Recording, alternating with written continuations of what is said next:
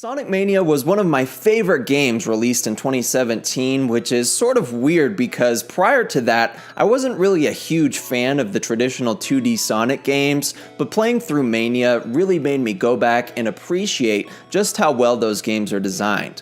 Now, about a year into the game's release, Sega is releasing Sonic Mania Plus, or just the Encore DLC for those of us that already own Sonic Mania, and it just adds a few additional features to that traditional Sonic Mania gameplay. You know, like I said, this has already cemented itself as one of my favorite games of 2017, but in this video, I'll be looking at whether that DLC lives up to the greatness of the original release.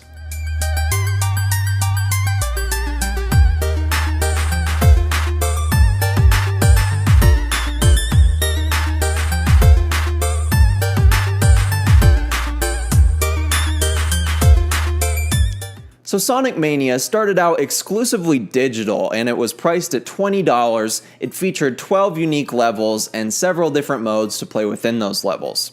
Sonic Mania Plus is actually exclusively physical this time and priced at $30. It includes the full game as well as the Encore DLC, which you can actually buy on its own for $5, but you just won't get all of the physical stuff like the case, and I've seen pictures of the booklet which has some concept art and some words from the developers, which is pretty cool. But honestly, paying an additional quarter or even half of the original game's price for just this DLC is hard for me to justify, but I'm gonna try to do that here.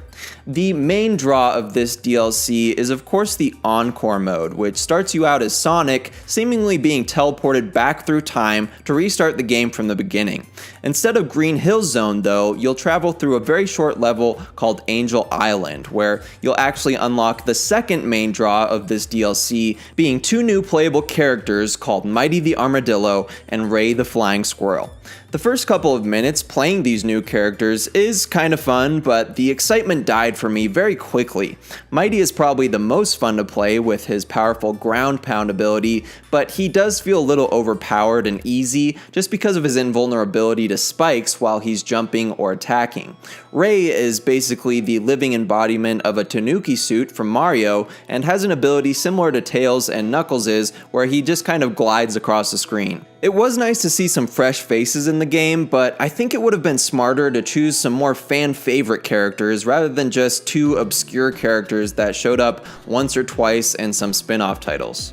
After Angel Island, there's really not a whole lot new about this Encore mode, perhaps just besides the way that your lives work. Instead of the traditional lives and gaining them through coins, you'll actually just gain them through breakable boxes and also through the new pinball minigame available at checkpoints. This pinball minigame does add some nuance to the process, but it definitely doesn't stand up to the other minigames from the base version of Sonic Mania. The way that you're constantly switching characters and gaining lives in unconventional ways does actually make the story mode feel pretty fresh, but beyond that, it really is just the same old story mode.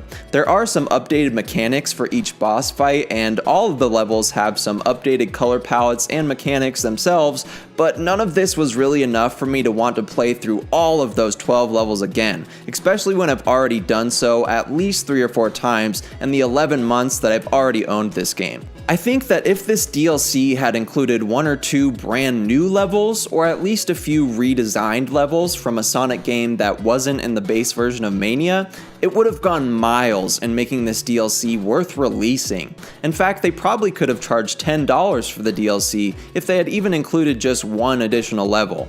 I know that this game was made by a smaller studio, but with the massive success that this game saw at its release, I'm sure that they had garnered enough resources to work out at least 1 new level for DLC, especially with close to a year of development time.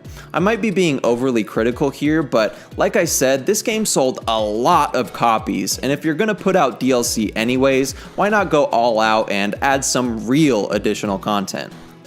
So I guess the one last new feature I could talk about here is the ability to play with more than 2 people in the original competitive mode. It's the same competitive mode, you race against one another, but I guess now since there's more than 3 playable characters, they're gonna allow us to play with 4 players at once. So that was slick there, Sega. I see what you did.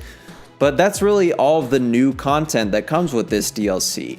Like I said, Sonic Mania by itself was one of my favorite games of 2017, so if you haven't played Sonic Mania yet, I definitely recommend picking up Sonic Mania Plus, especially if you like to collect physical editions.